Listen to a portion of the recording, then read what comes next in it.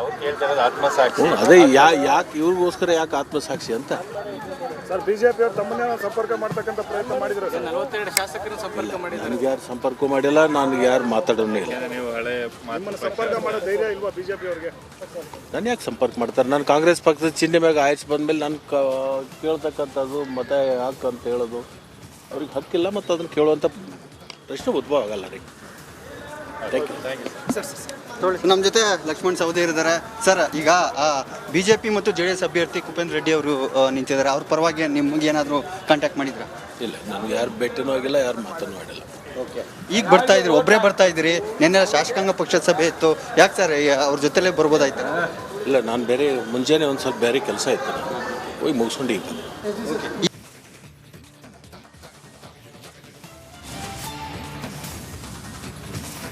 ST Somashekar bite of the day.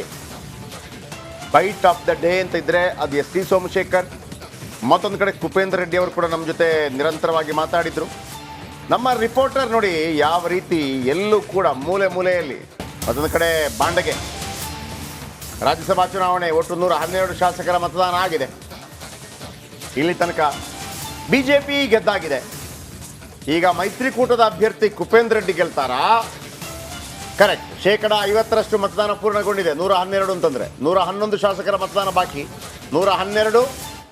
ಆಮೇಲೆ ವಿಧಾನಸಭೆಯಲ್ಲಿ ಬಹುಮತಕ್ಕೆ ಬೇಕಿರೋದು 113. ನಾವು ಅಂದರೆ ಈಗ ಅದರ ಅಗತ್ಯ ಇಲ್ಲ, ಜಸ್ಟ್ ನಿಮ್ಮ ಗಮನಕ್ಕೆ ತಂದೆ. ನಾವು ಬಾಕಿ ಟೈಮಲ್ಲಿ ಹೇಳ್ತಾ ಇರ್ತೀವಲ್ಲ, 224 ಪೈಕಿ ಗೆಲ್ಲಬೇಕು ಅಂತಂದರೆ ಅರ್ಧಕ್ಕಿಂತ ಒಂದು ಜಾಸ್ತಿ ಅವ್ರು ರಾಜ್ಯಸಭಾ ಸದಸ್ಯರಾಗ್ತಾರೆ.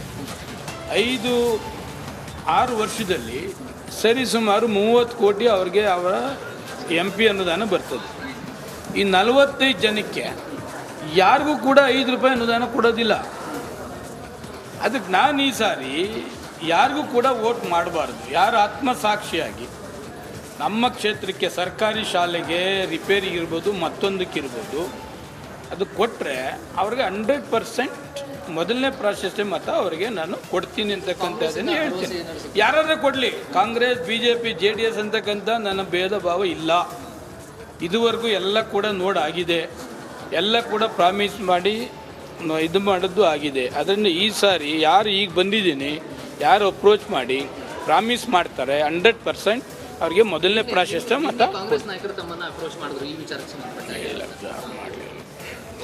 ನೆನ್ನೆ ಬರಲಿಲ್ಲ, ಇವತ್ತೇ ಬರ್ತಾರೆ.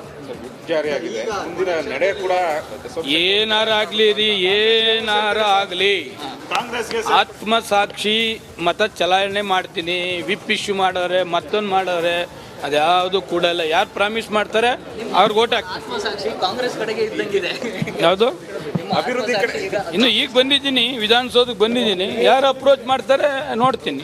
ಈಗ DK ಶಿವಕುಮಾರ್ ಅವ್ರನ್ನ CM ನ ಭೇಟಿ ಆಗ್ತೀರಾ ಹಾಗಾದ್ರೆ? ಇಲ್ಲ, ಯಾವ ಲೀಡರ್ನು ಭೇಟಿ ಆಗಲ್ಲ. ಯಾವ ಲೀಡರ್ನು ಭೇಟಿ ಆಗಲ್ಲ. ಯಾರು ರಾಜ್ಯಸಭಾ ನಿಂತಿದ್ದಾರೆ ಅವರು ಅಪ್ರೋಚ್ ಮಾಡಿ, ಅವ್ರು ಯಾವ ಮಟ್ಟದಲ್ಲಿ 100% ನನಗೆ ಪ್ರಾಮಿಸ್ ಮಾಡ್ತಾರೆ. ಅವ್ರ ಅನುದಾನ 25 ಲಕ್ಷ ಆಗಲಿ 50 ಲಕ್ಷ ಆಗಲಿ, ಯಾರು ಪ್ರಾಮಿಸ್ ಮಾಡ್ತಾರೆ ಗಟ್ಟಿಯಾಗಿ ಅವರಿಗೆ ಮೊದಲನೇ ಪ್ರಾಶಸ್ತ್ಯ ಮತ. ಯಾರು ಆಗ್ಬೋದು, ಯಾರು ಆಗ್ಬೋದು. ನಂದೇನು ಇವ್ರಂತವ್ರು ಎಂತಿಲ್ಲ. ಎಲ್ಲ ಕಾಂಗ್ರೆಸ್ಸಲ್ಲಿ ಇದ್ದಾಗಲೂ ಕಾಂಗ್ರೆಸ್ ಪಕ್ಷ ಹೇಳ್ದಂಗೆ ಕೇಳಿದ್ದೀನಿ.